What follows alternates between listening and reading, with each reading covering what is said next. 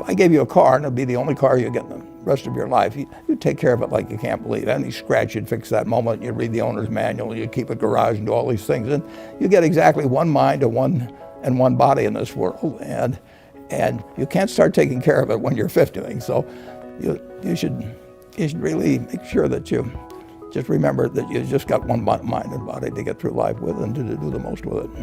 What about life advice? Well, life advice is, the most important thing is really who you associate with. You want to associate with people that are better than you are. I mean, basically, you'll go in the direction of the people that you associate with, and you want to have the right heroes.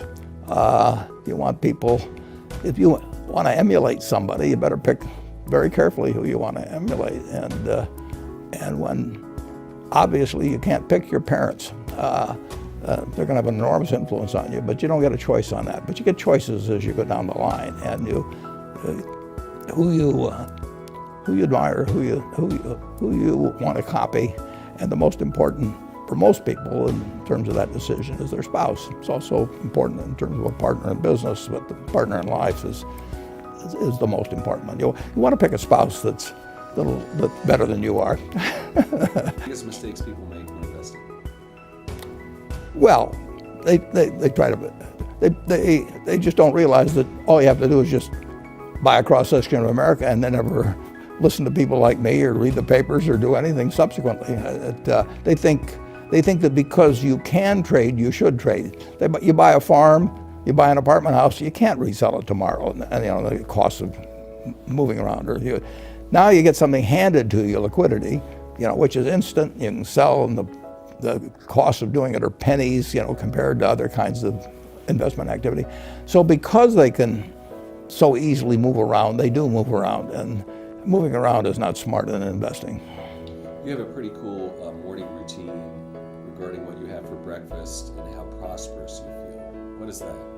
Well, I eat exactly what I like to eat. If somebody offered me a deal when I was 20 and said, you're going to live 1 year longer, instead of living to 88, you'll live to 89 or whatever it may be, if you eat nothing but broccoli and Brussels sprouts and onions and all these things, I just said, I'll take the last year off. It probably won't be that good anyway. So I eat what I like to eat. Is business school worth it? Depends on the person. Much more than it depends on the school. I mean, I wouldn't worry.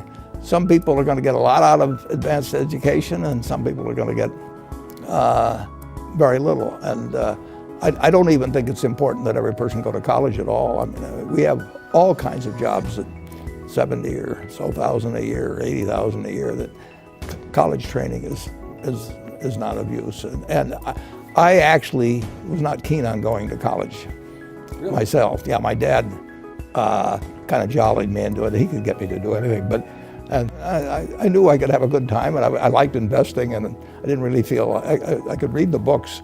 So I don't, it's a big commitment to take 4 years, and the cost involved, and maybe the loans involved and everything. And I think depending on what your interests are in life, I don't think it's for everybody. I think it's for a lot of people.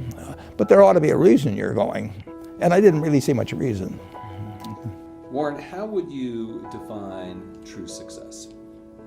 Well, I've said many times that if you get to be 65 or 70 and later, and the people that you want to have love you actually do love you, you're a success. I've never seen anybody that reaches that age. I mean, I'm not talking about somebody that's in extreme poverty or pain or something, but I've never seen anybody that, if they have a lot of people that love them, that is other than happy. And I've seen some very, very wealthy people that they give testimonial dinners to and name schools after and everything. And nobody loves them. What's advice you would give to people who are looking to succeed in business? Well, by far the best investment you can make is in yourself. I mean, if you invest in yourself, nobody can take it away from you.